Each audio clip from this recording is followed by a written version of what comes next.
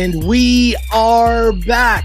This is week 2 of the On Blast podcast, NFL picks. And of course, I'm joined again by my guy, Mr. Matt Russell of The Score, betting writer at The Score, putting in work at The Score. And if you were following along last week, helping y'all win some money. That's what we like to do here on the pod, and that's what my guy, Mr. Matt Russell, does as well. So make sure you are following along with him on the socials. Mr. Russell, how you doing? Man, I'm fantastic. We had a solid week 1, and even more importantly, even bigger than in the NFL.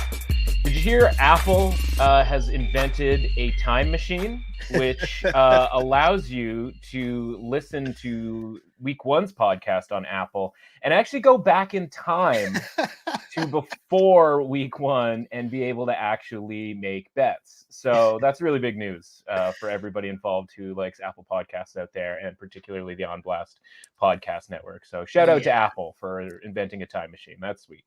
Incredible stuff, right? So this podcast you can find available wherever you get your podcast, except for Apple last week for some strange reason. But it ended up going live. You'll get it on Thursdays. The goal is that you will have the audio podcast for Thursday morning, for your Thursday morning commute. Video will come out somewhere around 11 or 12 midday on Thursday each and every week. Follow along on the On Blast podcast network. What Matt's referring to is the fact that Apple, for some reason, and I do a bunch of podcasts, and even on my other podcast feed, Apple, for some reason, didn't upload it.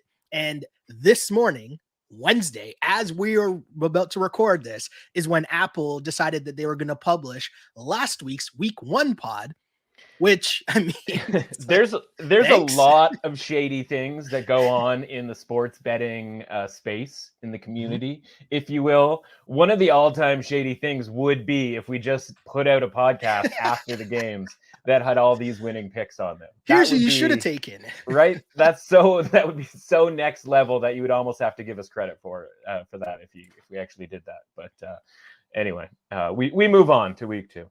We do. We move on to week 2, and just a little bit of house cleaning for people who might not know what we do on this podcast. I'm going to try to give out picks because I'm an idiot, and I'm going to try to pick every single NFL game this season with the goal of just trying to win more than I lose. And I know that might sound kind of simplistic because the average Joes are out here thinking, wait, what? It's kind of easy to do that, isn't it? And it's like, well, really? I mean, if you're cooking at 60%, you're doing pretty damn good. My goal, fantastic. Right? You're the best. You're the best of the best if you're cooking at 60%. Am I accurate there, Matt? Yeah, I mean, especially since you're trying to do every single game, right? The one advantage that we have over the sports book, right? Everybody says it, is selectivity, right? We don't have to make a bet on every single game. So if you're not really feeling what's going on with the Tampa-Dallas game on a Sunday night, I know it's the only game available. You don't have to bet it, right? We'll find some way to get that money in other games. So the fact that you are just slinging picks around for every single game and even daring to try to go over 50%, let alone get up near 60%, is just absolutely absurd. But, that's part of the theme and the joy of this podcast, right? Is trying to honestly trying to talk you out of making an actual bet on some of these games that you want so desperately to make a bet on. For sure. And that's part of the bit, right? As you mentioned, just trying to pick every single game because, hey, there's going to be the Joe Schmo that's waiting around, and then Sunday night comes and they're like, oh, I want to make a pick. What are you thinking? I want to be able to give that person at least a lean, and I'll be saying, yes, I'm confident on this, or I'm not really sure on this. So follow along accordingly. But the point is that I'm going to try to throw it a pick. Matt is going to try to come in. Well, not going to try. He will succeed in coming in with the information and education that we so crave on this podcast, giving us some insight into where the line is, where it was, and where it could be going just before kickoff time. And last week, 10-6 week, I'll take it. Anytime I get to double digits, I'm good. I'm going to take that. 10-6 week last week. So hell yeah. Hey, I've learned over the years of doing this, though, never to get too high. And I can't say never get too low because when the bad weeks come, I do get pretty low, but you take the wins when you can. So 10-6 as we head into this week, and we kick things off week 2 with what I like to call a big boy matchup. Thursday night football. You got the Chargers at the Chiefs. Chiefs are 4-point favorites at home, and what a way to kick off week 2 of the NFL season. Patrick Mahomes coming off a 5-touchdown performance.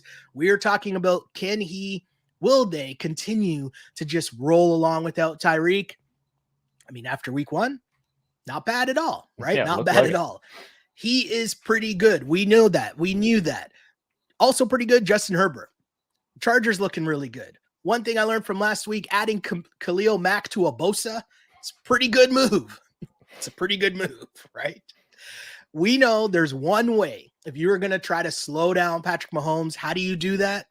You do that with the pass rush. We've seen the Chargers do that year in and year out. And as much as it pains me, because I love to ride with the Chiefs. I love to be sitting there on a Sunday needing a score of some sort, or a Thursday in this instance, needing a score of some sort, cover, a spread. I like riding with Patrick Mahomes. But with the spread at 4 and over a field goal, and knowing the resume, the history, this is what we try to bring up here, what's happened in these previous divisional matchups, I'm going with the Chargers. Give me the points. +4. I'm going to take the Chargers because they got the pass rush. And I mean, Justin Herbert's also a pretty good quarterback as well. What say you, Mr. Matt Russell? Yeah, so fundamentally, we start with the line here, right? Which is a change of pace from the years past, where you would see, Chiefs -6 on the road, or even Chiefs -6 at home. Now we're down to Chiefs -4 at home against the Chargers. And there's a couple of different reasons for that. Well, first and foremost, this was actually 3 to 3.5 throughout the summer on the look-ahead line, right? A lot of week 2 lines were up in a lot of places. I mean, listen, some places had lines for every single game, basically, throughout the season. And so this has actually gone up. So at its core, the reason why it was 3 to 3.5 is because of the Chargers' success that they've had over the Chiefs, or with the Chiefs, being able to kind of hang in games. Last year, they won at Arrowhead and then went to overtime in that incredibly painful Thursday night game where we were on the Chargers +3.5 and lost on a touchdown in overtime. But I digress. Still hurts. Yeah. And again, part of that is we always talk about ratings. So, go ahead, drink up. We're, starting early here with talking about ratings, but the ratings for the Chargers this offseason are as high as they have been in a really long time, whereas the Chiefs have been the same, right? Really, really good. And I think with this game, when it comes down to this matchup, is the Chiefs, I think we're going to look back and go, man, like the Chiefs really beat up the Cardinals, but the Cardinals aren't very good, right? Whereas in week 1, we look at the Cardinals and go like, oh, this was a playoff team last year. It's a team that won like 10, 11 games or whatever it was. And like, we go, okay, like that's not the Jets. That's not the, I hate to bring it up this early, but the Bears, for example, right? But we talked about last week, like the Cardinals are kind of being rated like those teams. So we have to look at that win like a, sort of a quote unquote, all they did was type of a win, right? All they did was beat the Cardinals in the same way that had they beaten the Jets or some other team, really poorly rated. And so now you take that big, massive victory where the Cardinals didn't have anybody at corner to stop any of the Chiefs wide receivers. If we're going to take that game and now all of a sudden they got to go against that Chargers secondary, you mentioned the pass rush with Mack and Bosa. Like there's just a lot of dudes on this Chargers defense that the Cardinals weren't going to bring to the table this past week. Yeah. So if we're going to inflate the Chiefs based on what happened there, like I think that's kind of a mistake. Now, this inflation obviously makes it a little bit closer to where the point spreads were last year. But again, like we talked about, the Chargers are just this better team than they were last season. They've got the defense, et cetera, et cetera. Problem is, Keenan Allen. Basically, it seems like he's going to be ruled out here for this game.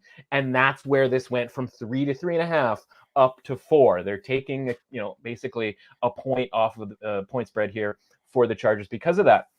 Thing is, though, Justin Herbert doesn't care, man. He is slinging it around to everybody he can find. He found 11 receivers on Sunday against the Raiders. 11 different dudes caught passes for Justin Herbert. Nobody had more than 4 catches. He's spreading it around. And meanwhile, of course, Kansas City, Patrick Mahomes without Tyreek Hill, they're spreading it around too to everybody now as like the fundamental core of their offense that anybody can get the ball here. I mean, I think this game, should be pretty chaos, should be pretty out of control here. I like the pick with regards to the Chargers going up to 4 because we do see that the Chiefs are going to be out one of their corners, their rookie cornerback.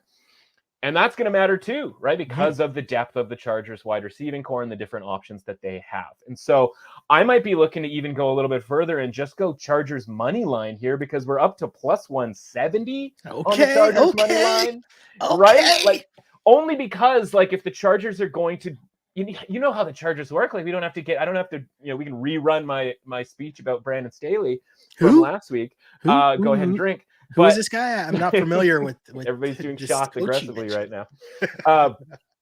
But this is a high variance, right? A polarizing team. They're going to go for stuff. They're going to go for the win. They might lose by 21, but it's going to be because they're trying stuff in high leverage situations here. And once we're talking like over plus 150 on the money line, plus 170 here for a Chargers team, that is even without Keenan Allen. They had DeAndre Carter's catching passes in there, and they have, Gerald Everett looks really, really good at tight end. And obviously Austin Eckler and all those. And, I think Mike Williams is going to have a pretty big game. So, like, I think the Chargers have just as reasonable a chance as the Chiefs do for winning this game. And yeah, it's always a little bit scary because the Chiefs allegedly have this home field advantage, but it didn't really work out for them last year against the Chargers. And it didn't really work out for them against the Bengals in the playoffs last year. So, yeah, I like your pick there. And if you want to get even a little bit loose, because I don't know that the points are going to matter. Either the Chiefs are going to win this by 7 to 10 points, or maybe by 6 points in overtime like we saw last year. I think you might as well just hit the Chargers here for plus 170 on the money line and sort of hope for some good fourth down luck, if you will, for Brandon Staley and company. It doesn't take much to get me excited for a little money line sprinkle, and I like it. And one of the things I probably should have mentioned off the front end that is very important, because I like to talk to the people, the common fan that might need a little more extra help, try to talk them into some things here. Do not overreact to week one. Right? That's a big thing. That's the theme of the week. Huge theme, right? Like, as much as I want to fall in love, and Patrick Mahomes is still my keeper league fantasy QB, so I love it. I'm here for it. And how is that MVP ticket right now, by the way? Plus 900 going into week one. He's now the favorite, basically. He and Josh Allen are the co-favorites around plus 500. So it took 1 week for everybody to look around and go like, we kind of underrated Patrick Mahomes. And it's like, yeah, we were on that last week. So that's a pretty nice ticket right now. You know who's pretty good? Patrick Mahomes. Yes. No, you know who I'm still trying to figure out if they're pretty good or not is Tua Tagovailoa. Did I do that all right? I thought it was pretty good. Yeah. Pretty close. 3 we'll take seasons in. We got it. Sure. Dolphins, Ravens. Ravens at home is 3.5 point favorites. I don't really like the extra half point, but as mentioned, I still don't really like Tua. I especially don't like Tua against this Ravens defense. As much as I think the Dolphins are an improved team, I think they'll be a really good team. This is like a level up in class, in weight class. The Ravens are a very solid team. We've seen their work. This isn't even based on what happened against the Jets because it's the Jets, but I'm on the Ravens minus 3.5 points. What say you, Mr. Russell? Yeah, I don't hate that. I mean, I'd love if it was 3, but me too. Me choosers, too. In a dream, blah blah blah. So I mean, maybe I'd wait to see if that does come down to 3 in order to make that bet. A couple of different things here, right? So first and foremost, when we go into the season and we're using the point spreads and whatnot to make our ratings, because you only have the one matchup, right? You're sort of guessing in a not in a massive way, but in a small way, you're guessing with the Ravens, you're guessing with the Dolphins against their respective opponents. And then the line comes out. And for me, my original, sort of rating here had the Ravens closer to like 4, even a little closer to maybe 4.5. And so I had to sort of play around with it and go, okay, like, how do we get this line down to where it makes sense, right? Almost sort of just retroactively tweaking some of the ratings. And I think a lot of it has to do with the health of the Ravens, who were already going into last week, missing J.K. Dobbins, missing Ronnie Stanley defensively. And then, of course, they lost a key defensive player whose name escapes me at the moment. But the point is like, we can't push the Ravens in, well into the 60s here as much as we kind of want to, given that we think, okay, with this, augmented lineup, healthier guys, good draft, all of that stuff. We saw Marcus Williams take an interception, make an interception the other day. And, he's obviously a new player to the team. It's like when the season started, we're looking at this team going like, oh man, like they have to be in like the 65, 66 range. But like they got to play themselves into that right? Once the season actually starts. And when you barely out yardage the Jets, right? For all of the sort of big plays that the Ravens made, that Lamar made because he's Lamar, speaking of a quarterback that's pretty good, like the yards per play weren't overly great when it comes to some disparity against the Jets, right? I mean, like just based on yards per play, they probably shouldn't have covered, a 6.5, 7-point spread in that game. And so I can't really boost the Ravens up because, again, the health issue, and it wasn't necessarily a dominant performance on a play-by-play basis. But then there's the Dolphins, and like maybe I'm going to be slow to it, but like I watched that game pretty significantly. It was the one game I got wrong for the Circa Millions contest. Went 4-1, had a nice week, but was sitting there waiting for the Patriots to just kind of like backdoor it or hang in the game. And listen, the first thing I'll do is I will, point to the interception of Mac Jones early on. That was a pretty blatant pass interference on, the gentleman covering, I believe it was Xavier Howard, but he pretty aggressively grabbed the jersey of Devontae Parker, right? And that created the interception. And of course, the Dolphins get the ball when they, Patriots probably should have the ball on the 1 yard line. Obviously, it'd be nice if they could backside block for Mac Jones so he doesn't get absolutely blown out to sea and fumble the ball directly in the hands of Melvin Ingram. Tua fumbles.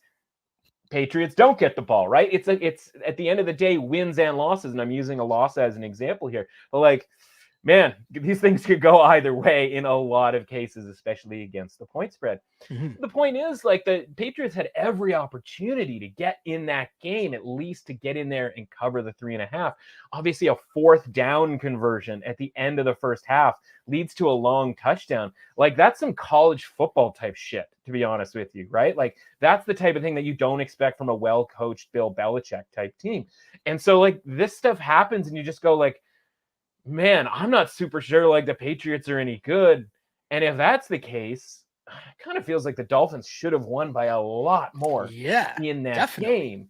And so now they go on the road and take on the Ravens. Now, they had a really good defensive plan last year in that Thursday night game against Lamar Jackson and the Ravens to get that upset. You'll remember it was something along the lines of like 7.5 point underdogs at home, and they get that win last year. So, I mean, obviously a coaching staff change too. So, hopefully Brian Flores accidentally left that game plan behind so that somebody around the facility can grab it. But I don't love anything to do with this game because I don't really know what I saw with the Dolphins. And I don't really know what I saw with the Ravens. Obviously, for survivor purposes, we were happy that they got a sweat-free win, but it wasn't by any means this dominant performance that we would expect. And as much as we sort of say, don't fall in love with the Chiefs because they beat up what might be a pretty bad team in the Cardinals. The Ravens did on the scoreboard beat up on the Jets, but it wasn't that performance either. So we're not going to overreact to what they did as well. And much in the same light will be the next game we will talk about, which is the Bucks and Saints. And the Bucks beat up on a Cowboys team that, I mean, where do we even begin with in Cowboy land? We'll get there at some point for sure.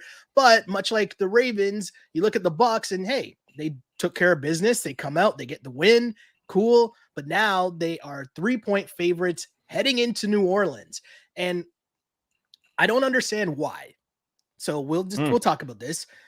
But since Brady has gone to Tampa, the Saints have won 4 times against him. Especially in some pretty key spots. I mean, it's just been a weird thing. I don't really understand what it is, but bottom line is it's always a very tough game, especially in New Orleans. So the Bucks are also beaten up. O-line troubles. We've seen that at the end of the Cowboys game last week. So I'm going to confidently be on the Saints plus the points in this game as a home dog. Jameis continues to just show that he can do stuff. It's a roller coaster ride, but it's a ride that I'm here for. Sure. And, let's go. Give me the Saints at home, 3-point dogs. They always play the Bucks tough, especially in this Tom Brady era. Let's go Saints. Also, shouts to all those people that were the Saints fans that were in Atlanta last week marching through the Walmart. Like, that's incredible. That is fandom. I love the NFL so much. Yeah, you got to hit the Walmart parade when you get a big road win. I mean, listen, it's a people who like a good parade. I mean, usually it's Bourbon Street, but you know what? If you want to go Walmart too, who am I to get in the way of that? right? I'm there. I'm right there with you. Yeah, like it's the defensive line against the offensive line, and that's the thing that's going to push the Saints over here. This line opened 2.5, and I just sat there going like, man, I really hope we can get 3, and then it moved to 3.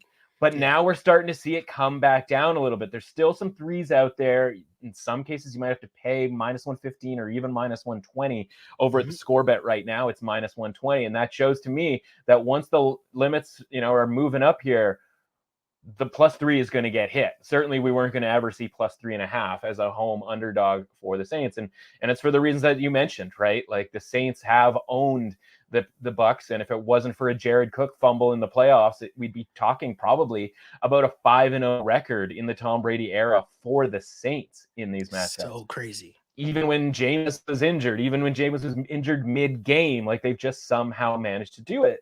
And the thing is, like, no interceptions for Jameis last week, right? And like that is fundamentally the key. No turnovers at all, no fumbles either. And he's got weapons, man. Olave was chipping in, and that's a new guy. Obviously, Michael Thomas feels like a new guy. But when you saw those 2 throws that 2 connections, essentially, the chemistry between them in the red zone at the goal line, like that's dangerous. And you've got Kamara who didn't even get a touchdown. And like Taysom Hill is doing, like, you're getting just enough Taysom Hill, like the exact right amount of Taysom Hill that like you would ever want in your life, like no more, no less. And like it might be better that Sean Payton's not around to just be like, Taysom, more Taysom.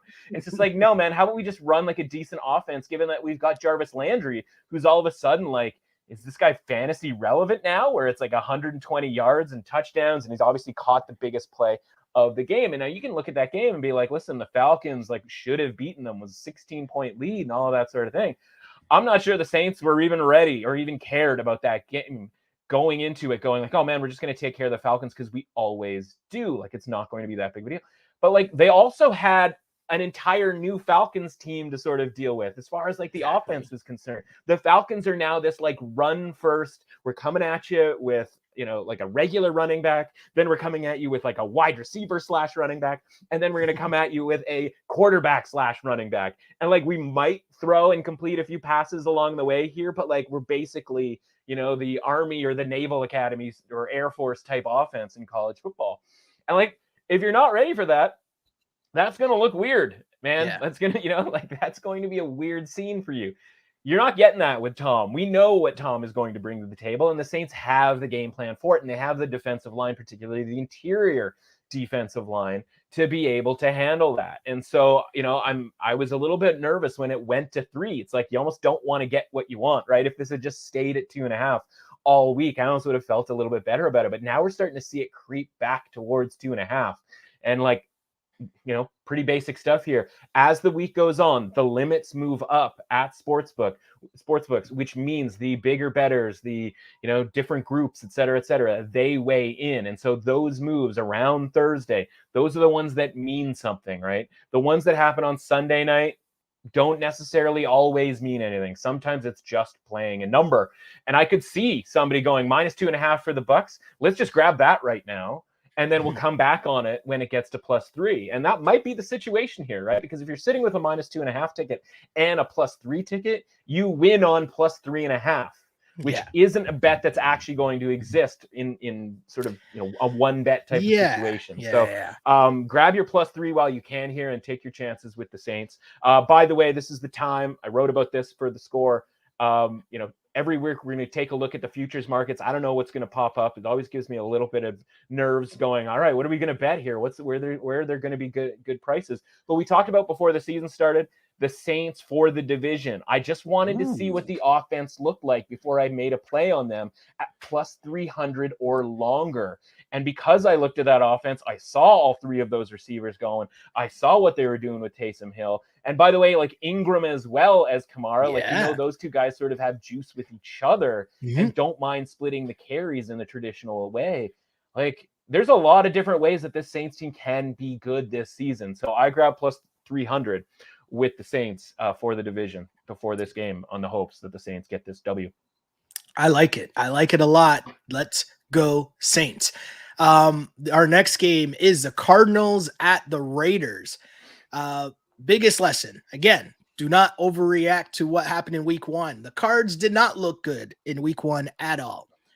They were run off the field, right? Like it was a track meet that they did not show up for. The race started, and whoever the new guy is wearing Tyreek Hill's number, that like caught me off guard for a split second. I was like, that guy was like already on the third leg, about to hand it off to the last guy, and Kyler Murray was just starting his race. Yeah. Game was over quick. Yeah. I don't think the Cards are going to be good this season, and I'm not overreacting to last week, so I'm still kind of just staying with that mindset. The Raiders offense now, interesting game last week. Clearly, we knew Derek Carr and Devontae Adams were boys. What was it, 17 receptions or targets did he have? Targets, yeah. Just 17 targets. Leap loaded targets, yeah. That's a lot. But as they continue to figure this out, the point is the Raiders offense is something to be messed with. You cannot like just go up and take that team lightly. My thing here heading into this, I don't like taking this many points. I don't like laying this many points at home, but it's under a touchdown, and it's more so like it's just where I have both these teams rated. I don't have the scientific formula as you do. This is more simply, I think the Raiders are pretty good, and I think the Cardinals are pretty bad. 6 points is a lot. I don't really like it, but I'm going to lay the 6 points and take the Raiders here. Yeah, we talked about, so this is actually like a fun little ride here for this point spread. We talked about this last week with regards to the Cardinals, and we're like, okay, like based on this point spread, how it got out of control, where it was sitting at 3 all summer and then got up to 6.5 against the Chiefs. It's like, it's not because the Chiefs rating went any higher. It's because the Cardinals rating has plummeted. And part of that was injury related. And part of that is obviously suspension related. And then just the idea that like this Cardinals team might have had a pretty fraudulent year last year, which is what we tried to tell everybody basically throughout the entire season. And so, you know, as you sort of massage it around and you go, okay, like what's the highest we can get here with the Cardinals? And the answer to that is like in the low 40s, basically. And so we talked last week about, okay, if the Cardinals are this terrible, as the rating sort of suggests, first of all, you got to grab the under 8.5 on their win total, right? Because 8.5 assumes an average team, and I don't think the Cardinals are that. Meanwhile, you could go ahead and make a bet for week 2 before week 1 even started, right? And a lot of times you want to see what happens in week 1 before you make a bet on week 2. But the importance of sort of following the lines here and understanding what the lines mean and what we mean when we talk about ratings, right? You don't have to have your own formula, if you will, but as long as you know from listening to this podcast, for example, that the Cardinals are being rated in the high 30s or the low 40s, depending on where you have the Chiefs, then you know that the next week when they go to Vegas, it's probably going to be a lot higher than where the line was at -3. Before week 1, the week 2 line was -3. Yeah. So of course I went skipping on in there with my under 8.5 ticket on the Cardinals and the Raiders -3. Now all of that is to say that line is long gone. And I hate doing the thing where you go like, well, I've got this number and I'm really like ready to ride. Yeah. Of course we have to look at the adjustment, and is this an over adjustment? And like I think we went too far when it came to the 6 here, right? And I think we're seeing again similar deals what we just talked about with the Saints and Bucks. We're seeing this number creep back down towards 5.5. Now that might be people trying to grab the middle, which is something that I'm probably going to try to do here. But like I also kind of think it's just too many at this point, because as much as the Cardinals like don't look very good, you know, again, we could make an assumption that the Cardinals are terrible and not to overreact to the Chiefs. But like maybe it's just a bad game, because we don't want to overreact to one game. And so, of course, we know there was a guy out from a cooking injury, like for the Cardinals and like all of this kind of crazy stuff, right? And it's like, well, yeah, now you're getting 6 points on the road. You were getting 6 points at home. But like, what did we see from the Raiders necessarily that was like all that exciting last week against the Chargers? So is this a team that should be 6-point favorites against a Cardinals team that, you know, week 2, one of the things you want to do in week 2 is you want to find the teams that played really badly, but at least have capabilities to bounce back, or like, oh, they just couldn't do this. And if in this case, the couldn't do is they couldn't stop Patrick Mahomes, like I'm willing to give him a pass on that, because I think Patrick Mahomes is pretty good, right? And Derek Carr is pretty good as well. And so like maybe it's just a sort of consistently bad thing. But that's not really how the NFL works, right? It's teams, you're going up and down and up and down. And so hopefully people out there have checked out my column. It's, every Tuesday, basically, I write about the ratings. They are the ratings that the odds makers are using, or at least a quote unquote best guess on the odds makers ratings for how they're rating these teams based on the closing line. And then my range of how these teams could play. And the sort of underlying point is these teams have right now, 1 week into the season, really high highs potentially and really low lows. Now, 15 weeks into the season, we're going to tighten those ratings right up. And it'll be like this team's a 65 to 75, depending on what day they show up. But as of week 2, Cardinals could be a 35, but I'm not ready to rule out the Cardinals playing like a 50 or a 55, which, by the way, you talked about, rating the Raiders. Like right now, I have the Raiders at 55, and so does the marketplace, basically, with being 3.5-point road favorites last week to the Chargers. So, you could watch that game and you could rate the Raiders a little bit higher than that. I mean, I would find it sort of hard to believe. I think 55 is a pretty good rating going into last week. I think that's accurate. I would use that again. And so now it's just a matter of how bad do you think the Cardinals are?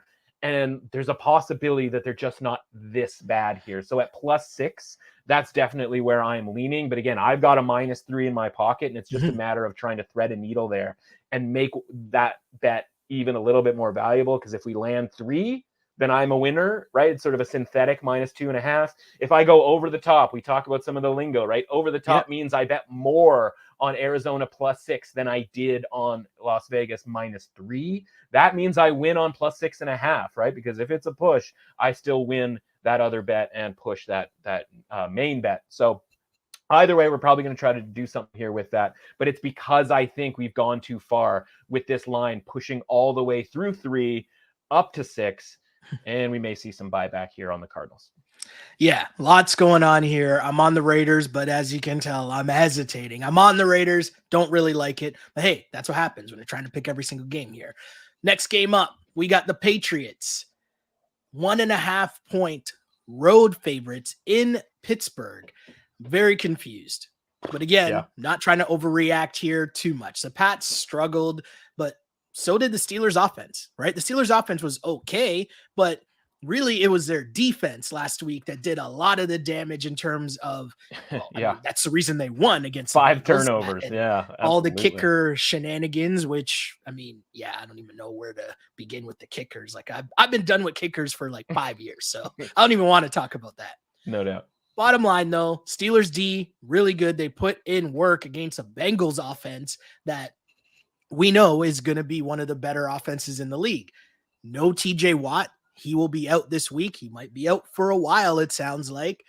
So that will lessen, take a little bit of oomph out of the Steelers defense, but they're still a beast, regardless of TJ Watt or not TJ Watt. And either way, I don't know if Mac Jones in this Pats offense is the team that's going to, expose a TJ Watt less Pittsburgh Steelers defense. So give me the Steelers as slight home underdogs. It's 1.5 points, but if you're giving me any points, I'm going to take it here. Yeah, I think the big takeaway was not that the Patriots bad, good, whatever, like Belichick's like, he doesn't know what he's doing anymore, anything like that.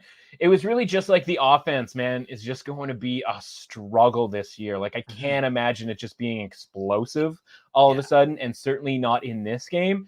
But this is fundamental stuff here. We're talking a +1.5. You know what that means? Let's get on the teaser train. Let's bump this thing. No, we're going teaser leg. We're bumping this thing up to 7.5. Patriots by 8. Like, what has to happen for the Patriots to win this game by 8 points by margin? Like, that just doesn't seem all that likely, right? To just go on the road and win this game by 8. Like, maybe this creeps up a half point so that we literally don't have to worry about the even 8. We can push on that. So let's wait and see if we can get anywhere between now and Sunday, the extra half point here to go up to +8 with the teaser. I mean, you got a super short total here. I think it's like 40, something along those lines. Points at a premium. Again, Trubisky not exactly lighting it up last week, was just good enough to get by, which honestly is basically his entire career and what we talked about going into that game with why we like the Steelers, why we thought the Steelers could win on the money line. They were in the old round robin underdog money line parlay that was electric last week. Ooh. Same kind of deal, man. I think either one of these teams is going to score a ton unless the defenses get crazy. But honestly, at this point, I got to take my chances there. I make this spread like a half point for the Patriots. So again, there's not a ton of value going either way here. Let's use the teaser leg and jump this thing up to +7.5, maybe +8 if we can get to 2 on the spread. All right. Keep things going here. Teams that struggled last week. We mentioned earlier on the Dallas Cowboys. Boy, did they struggle. Ooh. And I mean, it might have been even worse than anticipated going into that game. No Dak. I'm assuming it's the Cooper Rush era. That's where we're at here. Yeah, I mean, something of an era. Bengals are 7.5 point road favorites. And I know that that's a lot of points. And one of the things we talked about last year, one of the things I learned is always figuring out who is this backup quarterback that is coming in. Cooper Rush, we've seen him before, right? So we have some Cooper Rush tape. Yeah. But to me, this is a bad first game because the Bengals are not going to be too happy with their loss last week to the Steelers. And you might just be running into a team that is just gonna, they're gonna take no pity on you and they're just gonna try to beat you down and make up for the fact that they threw the game away multiple times last week against the Steelers. You get the whole Joe Burrow sat in his locker all sad, didn't take off his uniform, no cigars for Joe. All that stuff. Give me the Bengals -7.5 points. I don't really like it, but I mean, Cooper Rush and the Cowboys to not get blown out. Yeah. I'm going to take that as a thing that I see is going to happen. They will get blown out. Give me the Bengals. It's funny because you have this, we got a snowball effect situation with the line move here, right? Because this line was 2.5. And again, I'll hop in here as the absolute a-hole here who can say, when I watched Dak Prescott play in that Cowboys offense, I immediately went on and I found a +2.5 for the Bengals in this game on Sunday, right? And I'm not saying that to say that's not going to count on the record or anything like that, right? That's just a personal play that you have to make. It's really just instructive of when you see stuff like this happen, and again, before he even got injured, when you see just the complete incompetence from the offensive line, the complete incompetence from the wide receivers, Dak was putting it on some of those guys, right? Yeah. And they just couldn't catch it. Even Cooper Rush was putting it on some of those guys at the end of that game, as I was clinging to the thought that maybe they'd score a touchdown, get a 2-point conversion, and backdoor the teaser leg. Thanks for nothing, Dallas. But you're just watching this going okay, I get it. The Buccaneers defense is really good. And we can talk about that, some other day. But we were already headed for a downgrade on the Cowboys if nothing happened to Dak, right? Because that line with the Bucks, -2.5, and then of course obviously them being 2.5 point favorites, sort of in the look ahead, that line was suggesting a mid to high 50s. We talked about this last week with regards to their rating. Well, again, if that game just gets stopped at the end of the third quarter like a prize fight and Dak doesn't get hurt, I'm moving Dallas down my ratings, probably down to 50, and wouldn't be against going below 50. Yeah. But now you're subbing Dak, who would arguably be the only thing that the Cowboys had going for them, and you're subbing him out for Cooper Rush. Now, a lot of people sitting around going is Cooper Rush that worse? That much worse than Dak?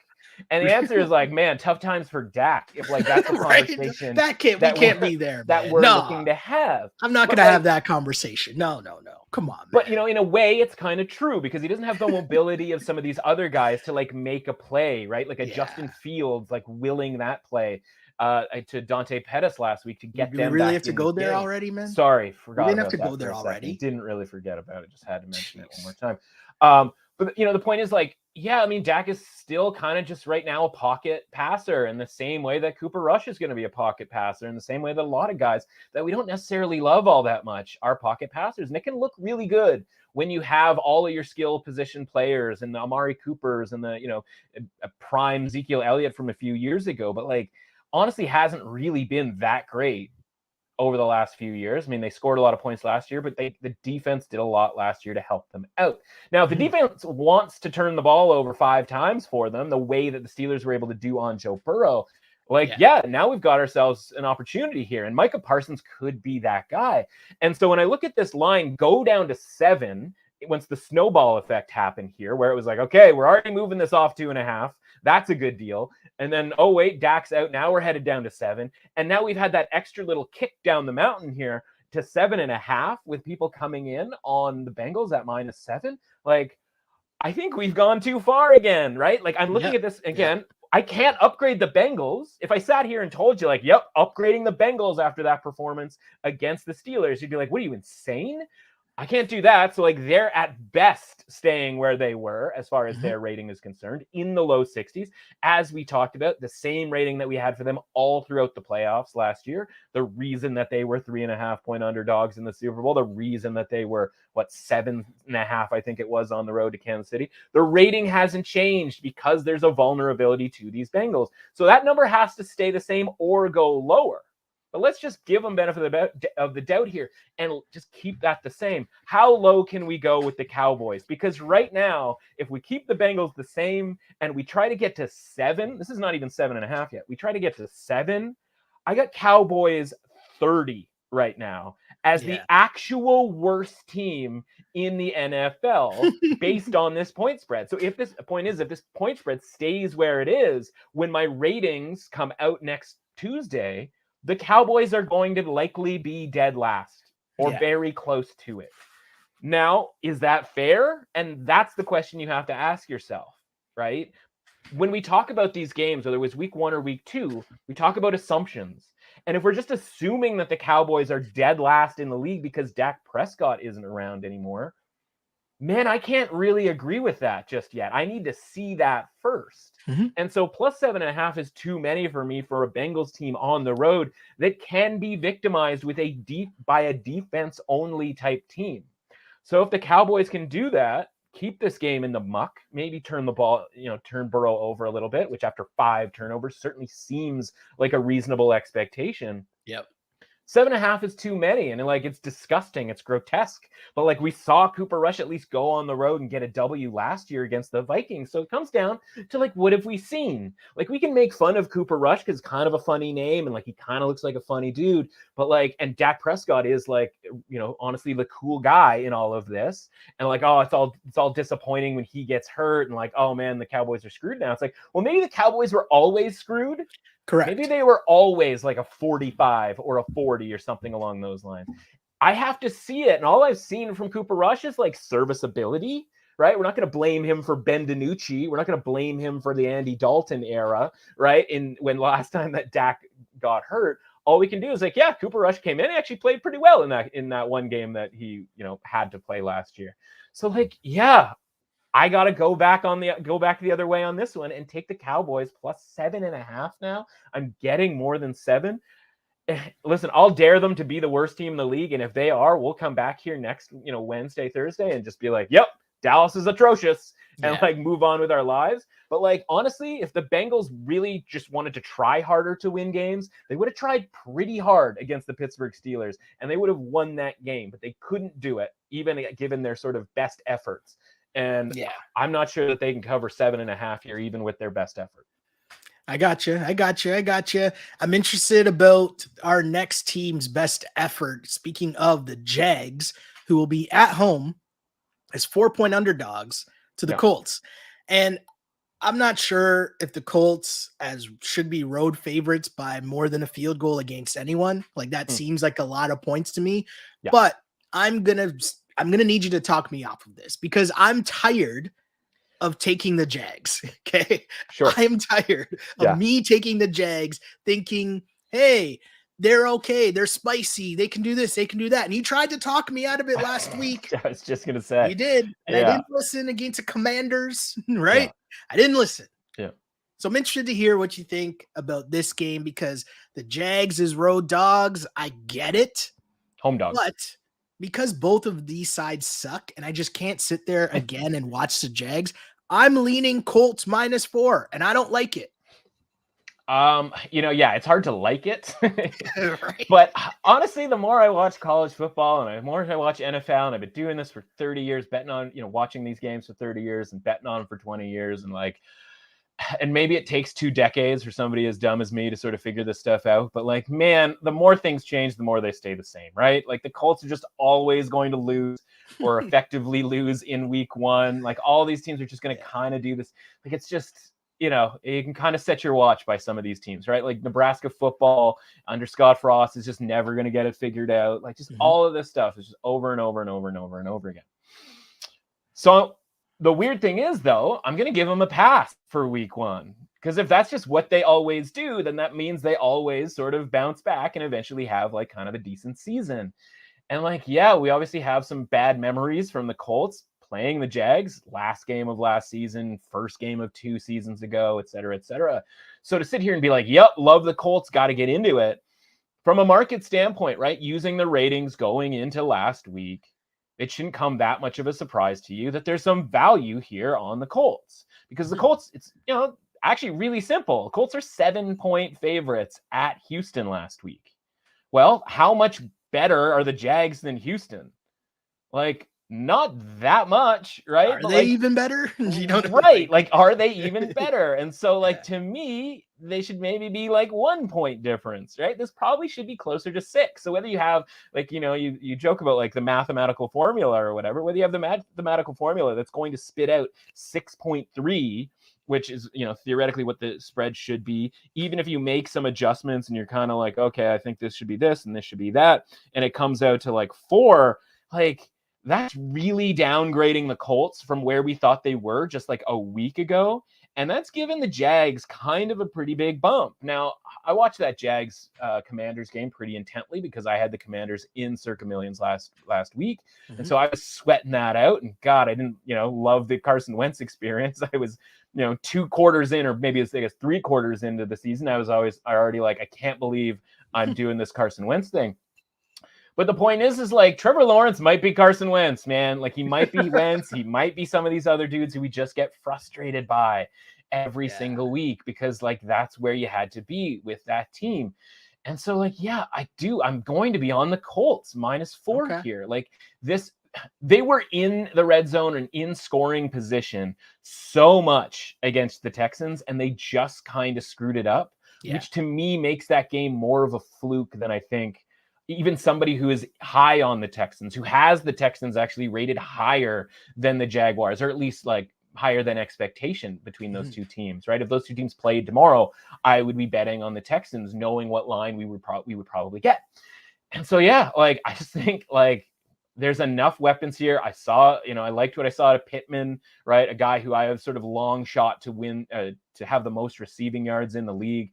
That doesn't seem that likely, as Cooper Kupp and Justin Jefferson just like look awesome still again. But like Pittman was right there with regards to getting a ton of yardage. And then obviously Jonathan Taylor, just 30 carries, 100 billion yards. And like, it's just looks nasty. So like, I think the defense is going to be a lot better. I'm hoping Shaq Leonard is back for this game.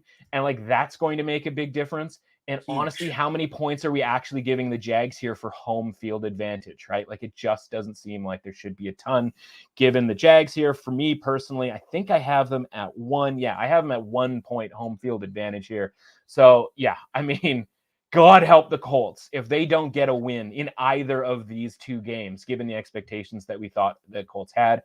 And if you want to get into that whole revenge motivation type thing, this is a team that should have this game scheduled and circled and whatever all summer long. And you almost give them a pass for kind of not being that sharp, especially in the red zone against the Texans last week.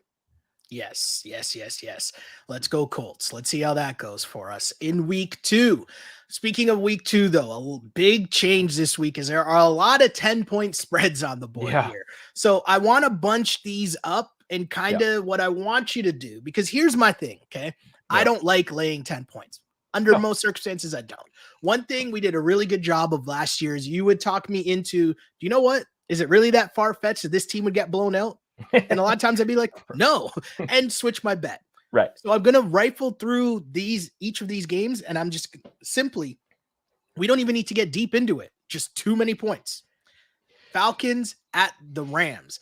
I understand that the Rams not going to overreact to what happened last week, but the Rams obviously have the extra days of preparation, all that fun stuff. I just don't think the Falcons are that bad. So can I take them with the 10 points? Is that too many points? I want to take the points and have the Falcons plus 10 in this game. Yeah, I think that's fair, and I think I'll be doing the same thing there. I haven't made a bet on this game yet. I was hoping that we could get to, like, my ratings come out based, again, on the point spreads from last week. Yeah. These point spreads, by the way, had the Rams within 2.5 points of the Bills, right? And if you can say, like, that was wrong, there should be an adjustment, I'd make the case, listen, tie game at halftime, one-score game through three quarters. Maybe the Rams aren't as bad as we necessarily think, and all that sort of thing. So I have this number at 11. So in theory, I should be betting the Rams. But, like, with my eyeballs, I'm looking at both teams, and I'm just going, like, what am I supposed to be afraid of from the Rams offensively outside of Cooper Kupp, right? Because, like, until Allen Robinson shows us something, like, we can blame the quarterbacks that he's had to play with for his entire career. And honestly, early on in his career, that was probably a fair assessment. But, like, he might, I don't want to use the washed word, but, like, what if Allen Robinson's just washed and he's just out there because they already kind of bought, right? Yeah. They already bought it. They already brought it home. Now they have to use it, right? But, like, you watch some of the routes, he's just kind of not doing anything out there. And they don't have the third wide receiver that team in the past had when it was, Woods and Cooks were on the team. And, like, you had three guys you had to worry about. Odell Beckham last year. And then Van Jefferson was out in that first game. And, like, just the idea that I'm bringing up Van Jefferson as this guy tells that, like, you everything you need to to have know on the team to be afraid of them. Like, that seems insane, right? Everybody's, like, beating up Cam Akers because, like, they took him in fantasy. And, like, guess what? Like, Cam Akers might not be very good. And honestly, the guy had Achilles replacement surgery, right? Like, I wouldn't even blame him if he's not that good. Exactly. And so the running game, which wasn't good in the playoffs last year, okay, like, I'm not afraid of that the way that I used to be when Todd Gurley was in his prime and that run game was going the way that it was going. And, like, Matthew Stafford, like, has a great season last year, but by the way, led the league in interceptions, like, wins the Super Bowl. So we all forget about the Matt Stafford Detroit Lions edition, where, like, nobody really wanted anything to do with Matt Stafford from, like, covering large point spreads. Not that he had a ton of opportunity to do so. So, like, what is the difference between that Lions team with Megatron and this Rams team with Cooper Kupp? It's just like Matt Stafford has a really awesome receiver, or at least a plan for that really awesome receiver, and then kind of nothing else. Yeah. And so we're just supposed to lay points against a Falcons team that, like, let's throw a little term, moxie. This team just might have moxie. Like, it's just a team that's like, we're going to run, man. We're going to run over and over and over. Now, the problem is Aaron Donald is going to be a little bit different. But, like, the Saints have a good defensive line too. And the Falcons were able to run on them as well. And so, like, would you be shocked if the Falcons just won the game outright?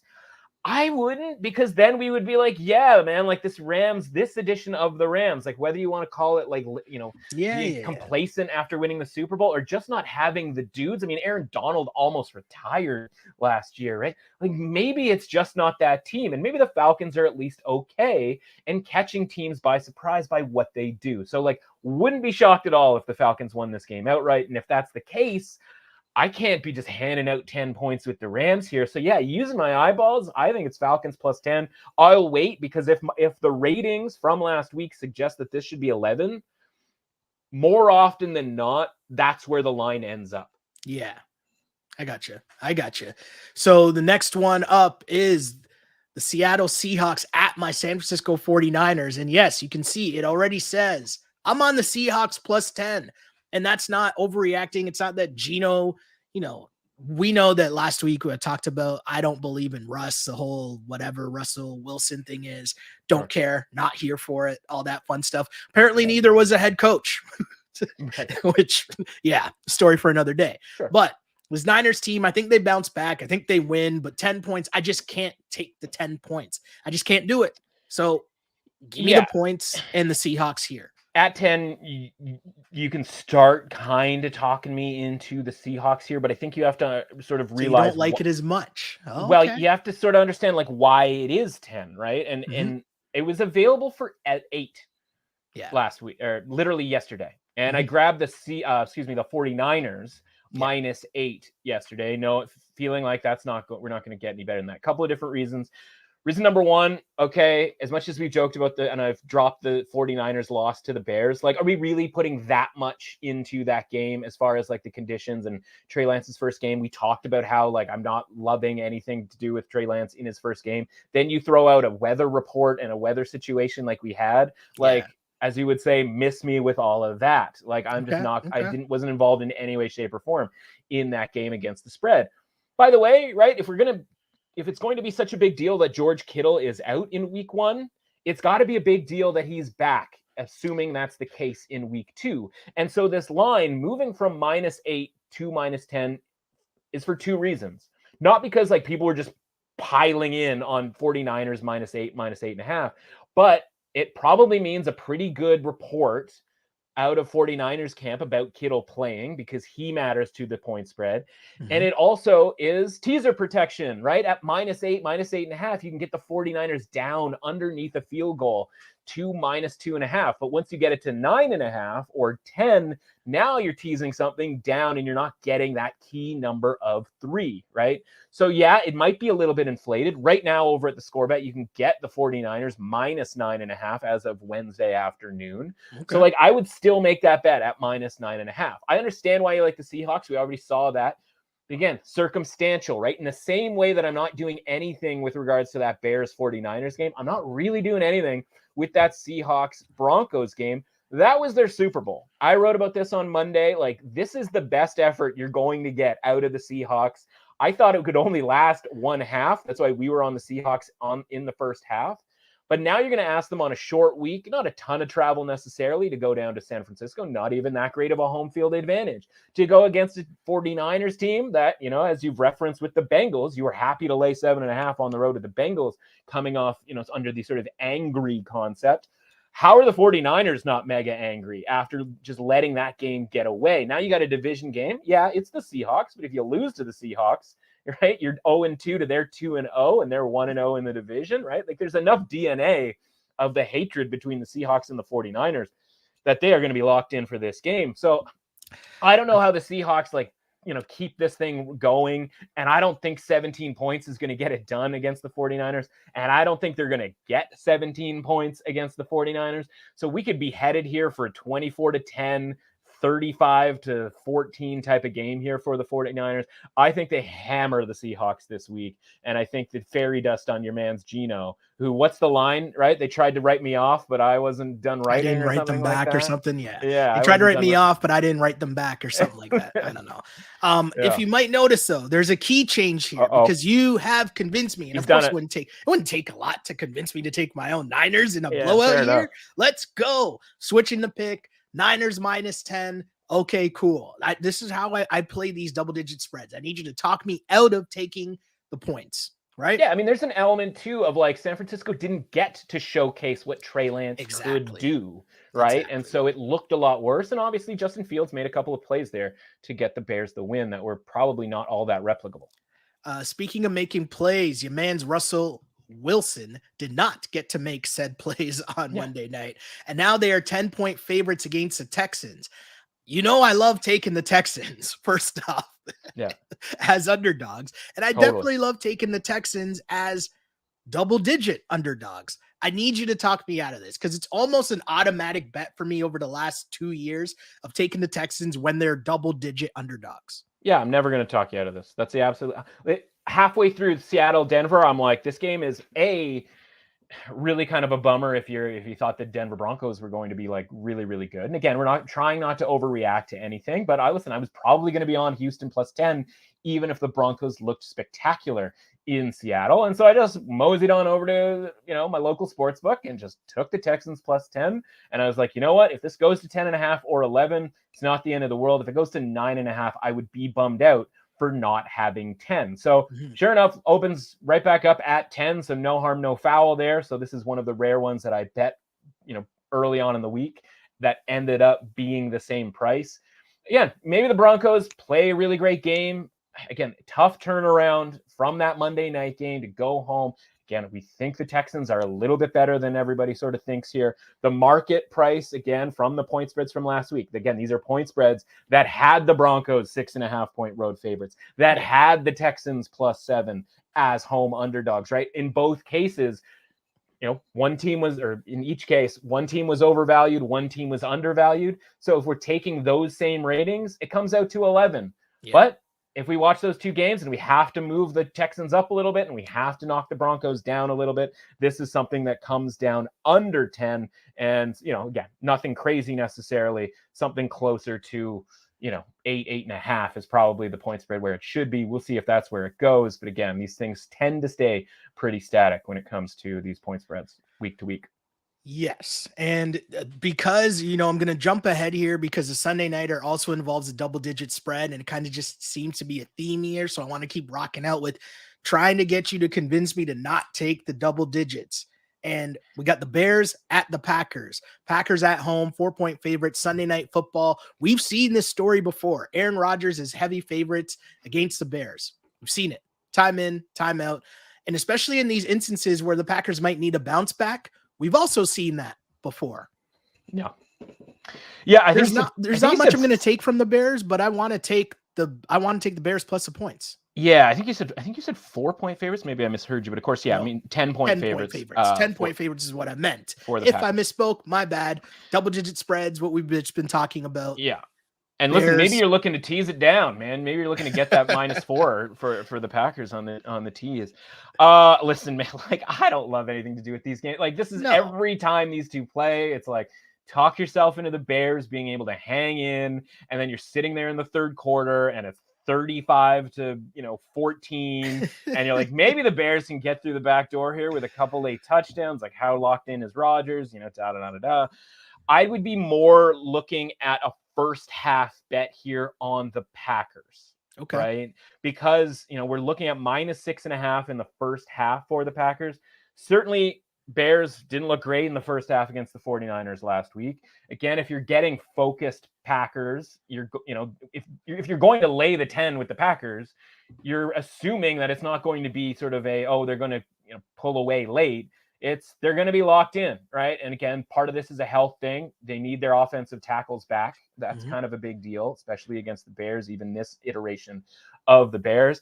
I'm just way more into the first half -6.5 on Sunday night here with the Packers. I don't really want to mess with any sort of backdoor potential. And I think, on the flip side, right, the Bears got their win. And that might be a fat and happy type situation where, we actually got a win here. Like, okay, maybe they're not super ready to go for this road game against Green Bay. And again, like just from a talent perspective, right, even though guys were dropping passes for Aaron Rodgers, we can't rely on that happening every single week. So, yeah, give me the Packers -6.5 in the first half. Steer clear of this game. And if you want to go Bears +10, hope for that backdoor. I'll be honest with you. I've done it a billion times, man. And it's a wild ride. So best of luck. It is definitely a wild ride. And this is a thing where I love that already in week 2, I normally would need the reminders.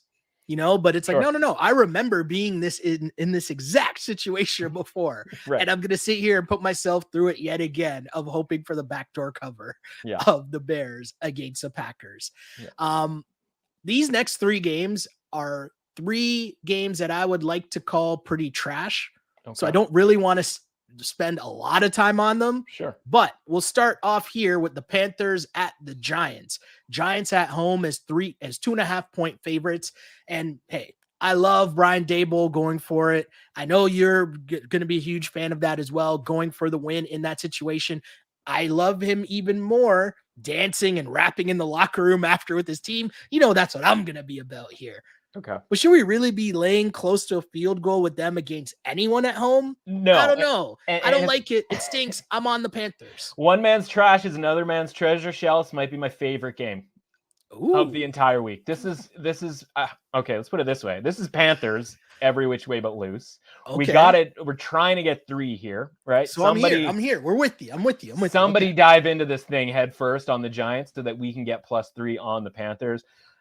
The best I can do is Giants -1 in this game. So, obviously, right there, signal is a little overrated on the old Giants, right? Which through 2.5 quarters, you never would have thought we would be having that saying those words. But big things happen. People get excited. Daboll goes for it. And I'll tell you why you categorized me on that play. That was a legitimately bad decision. It was a legitimately bad. And just the fact, we just forgot that, your boy Fat Randy, had an attempt to win the game. The reason that's a bad decision is because he had ample attempt, or they had ample time to get him that attempt. And so when it comes down, these are basic stuff, and we should start talking about it now, right? 2-point conversions are about 50-50, right? Just because he made it doesn't make it 100%. Just because you got some cool play in the bag, it's also a doesn't bad make play it 100%. call. It's a bad play call. Saquon just made a play. Absolutely. So either way, again, none of that matters. The decision before it happened is that's 50-50. And at that point, if you get it, you incentivize the Titans to get weird to try to get in field goal position, i.e. you're giving them a 4th down to try to get into field goal position. Whereas if it was tied, they wouldn't go for it on 4th down to try to get into field goal position. So once you give a team a sort of guilt-free 4th down, their probability for being able to convert a 1st down goes up, right? 4 tries, easier than 3 tries.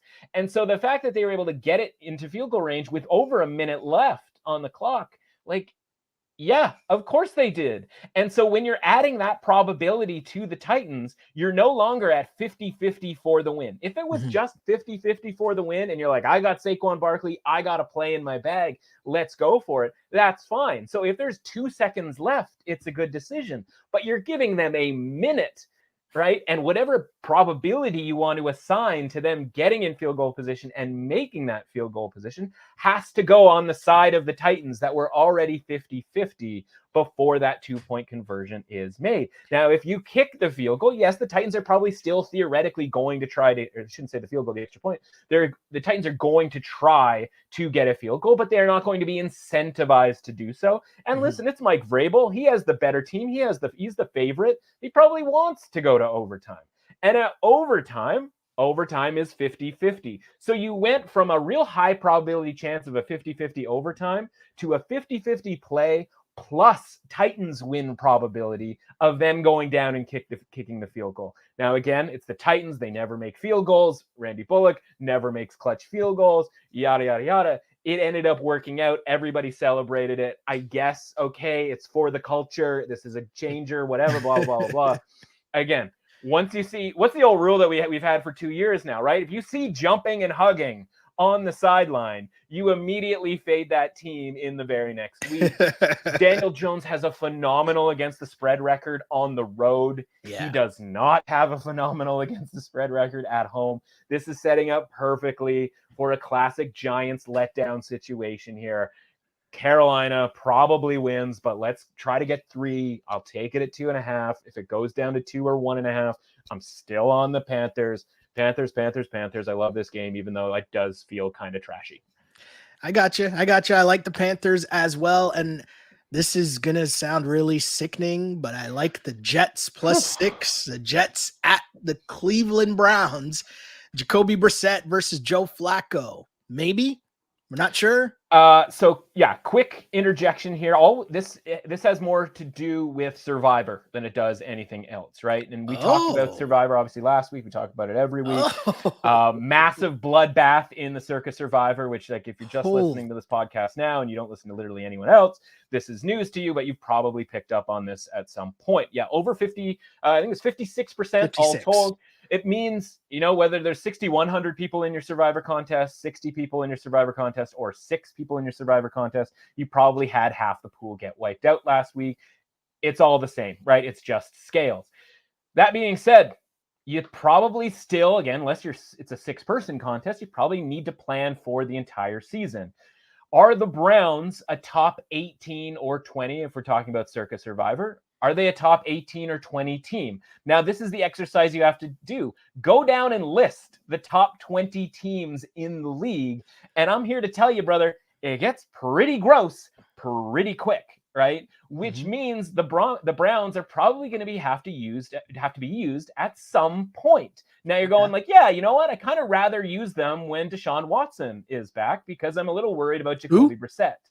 Well, first time I'm not familiar with that person, but we can continue. Feel free and go and take a look at who the Browns have to play in the once that guy is back from suspension.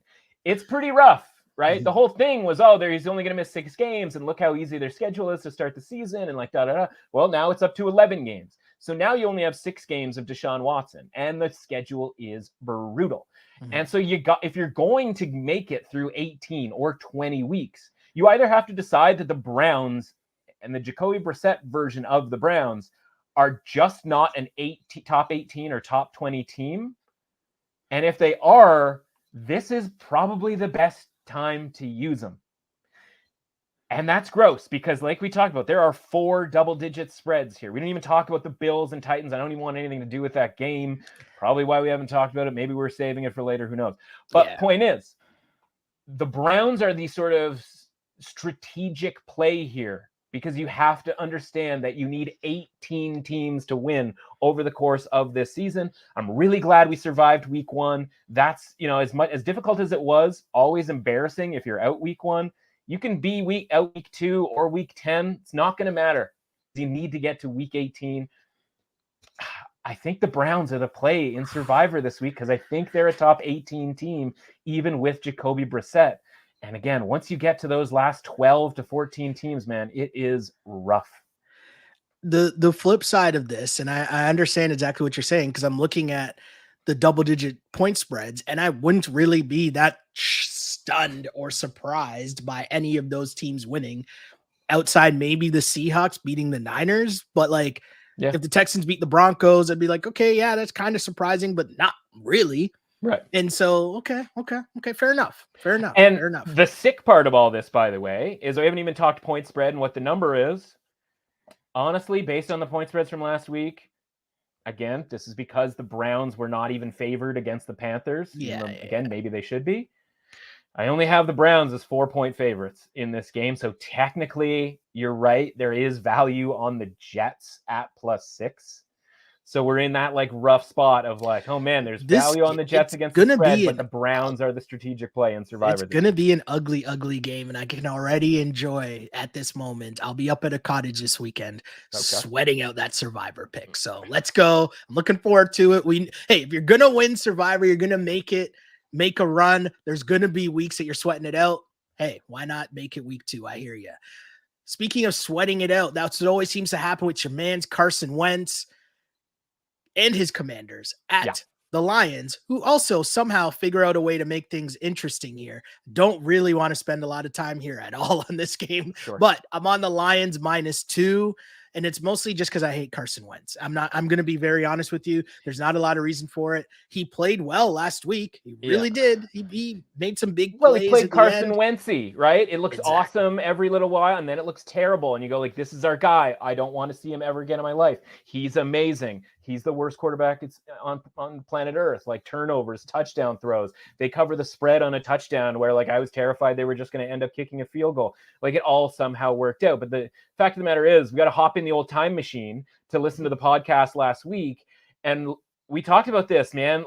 We were hoping Eagles beat up on the Lions, Commanders beat the Jags, and then we get value on the Lions. Maybe we get some plus money on a money line. Maybe we get Commanders on the road as road favorites. Both of those things kind of happen, even though the Lions obviously had the backdoor of all backdoors, kind of their, insane, kind of their thing over the years. And the Commanders won. And we're still not getting the Lions as home underdogs of any kind in this game. We can't even get a pick 'em in this game. The line opened -1, got all the way up to 2.5. At 2.5, anything under a field goal. I hate to say it because it's not a valuable bet necessarily, but our plan the whole time was going to be to bet the Lions in this game. Again, we got to give up the 2. That's kind of rough, but yeah, I think the Lions are the play this week. I thought they were the play even before last week. I just hoped we'd get a little bit more value, and we didn't, and I'm kind of bummed out about it. Hopefully it doesn't matter come Sunday. I like it. 2 more games here. Got to wrap up a little quick here, but we got the Titans at the Bills. You mentioned a 10-point spread. And the reason I didn't put them in with that is because I'm already going to lay the points with the Bills. Okay. And this is one of those games where it's like, I am not going to overall, okay, trying to fight against all the Bills hype and the Bills momentum that is just being slammed down our throats. And then they come out, they have such a great game in week 1. And then now you got all this time off and you play on Monday night the following week 2. That's a lot of time. A lot of time for their offense to continue feeling themselves and keep rolling. And if there is a team to ride the 10-point wave, I'm gonna do it with the Bills. And the Titans offense I didn't really like what I saw from the Titans offense at all. The Titans might stink. Might stink. Like, my number's like 9.2. I'm not gonna be like, oh, value city on the Titans here, because like this might need a little home field advantage bump for the Monday night element to Buffalo. Again, like you said, like extra rest, all of that sort of thing. Not going to stand in your way here. Buffalo might absolutely crush them. And then we might find ourselves taking a trip to Value Town in Miami in week 3, because we'll have a short week road game. Buffalo going from an indoor game to a probably nice temperate Orchard Park to a hotter than the blazes of hell Miami, Dolphins Stadium or whatever it's called, Hard Rock Field or whatever. This has week 3 fade of Buffalo. Way more interested in that than I am a week 2 fade of Buffalo. So, do your worst there. If we find a -9.5 at some point in the next week, I'll probably be in on the Bills. I like it. And our last game is there's 2 Monday nighters, which is still strange to me, but not going to be complaining next Monday night at all. Vikings at Eagles. Eagles 2-point favorites at home. Give me the Vikings. I talked about liking the Vikings, and I know the one big thing here that gives me the pause, gives me the caution here, is that the Vikings play really, really well at home and then sometimes sputter a little bit on the road. That's the only thing that really has me worried, because their offense looked incredible. Find me the person or team or defense that can slow up Justin Jefferson. I'll be here waiting. Right. But yeah, I'm on the Vikings plus 2 points. Yeah, I have Philly -0.5 here, so I think there's a little bit of value at that number. I got so excited about the Panthers and the Giants, I forgot to put out the obligatory alert about the 2.5-point spread getting kicked up in a teaser, right? You could pair that with the Steelers, another 2-point spread here, obviously a higher total, right? Either team could win this game by 10 points, and it would probably be still considered a close game because of each team's offense. I just think this is a really fun game to watch. I don't think I'm dying to grab either team in this game, but I think, from a lean standpoint, I do have so much invested theoretically in the Vikings' success this year. I will say I wrote a column over the summer about the odds to which team would be undefeated the longest. And I had 2 plays, and one of them was the Chargers and one of them was the Eagles. And it's because the schedule gets a lot softer for both of those teams after this week. And so this is sort of that hurdle that if they go 2-0, they can go 6-0. And at that point, they very well could be the last team sort of standing from an undefeated standpoint, right? So again, I kind of already have interest in both of these teams winning. So I kind of clouded from that. Justin Jefferson, by the way, I think is still really good value to lead the league in receiving. We assumed, or we sort of bet on him getting open. He got open, and he's got now a 30-yard lead on everybody else. And all he did was go from plus 750 to plus 600. So go ahead and grab some Justin Jefferson to lead the league in receiving yards if you haven't already. But otherwise, just sit back and enjoy this game. Nice 2-screen experience on Monday night, and I'm looking forward to it. Oh, yeah. It's going to be a lot of fun as the NFL continues to show its dominance over the rest of the sporting world. And you know what? Not complaining. And if you want to find out more information and education, as I like to say, where can the people find you and what you're working on and the articles you got week to week, just all over the NFL? Yeah, man. NFL Central over here. At MRuss Authentic is the Twitter handle. Obviously, you can check out at The Score and The Score Bet. Download the app, set your alerts for betting content, all of that sort of stuff. If it's the NFL, it's probably me. Survivor picks, teasers, best bets, moneyline underdog parlay that came so close to hitting and sort of did, depending on where you bet. All of that stuff. Ratings early on in the week. Basically, we try to go through the build throughout the week, right? We work on our ratings early on in the week. Then we get down to our various bets throughout the rest of the week, and then have a little fun on Thursday with our Seinfeld themed Thursday night football props, and then finish it up on Monday with the best bets for Monday that went 2-1 this past week, because for one reason or another, Pete Carroll just couldn't settle for a field goal at any point. They got one long field goal, but can you believe Pete Carroll actually going for things on fourth down? I couldn't. Either way, it was a winning Monday and a winning weekend, and you got to celebrate them while you can. Got to celebrate them while you can, for sure. And make sure you follow Matt to keep continuing to cash some checks throughout this NFL season. You can follow me, as my name is Sheldon Alexander. And you can follow me on Twitter at Shell Alexander, and on Instagram at Sheldon Alexander. And don't forget to like and subscribe to the podcast wherever you get your podcasts, because this is the On Blast podcast, and we're just here trying to hand out winners each and every week. Again, fresh off a 10-6 last week. Just trying to stay above water, kids. Just trying to stay above water. So hopefully you enjoyed this edition of the On Blast Podcast Network.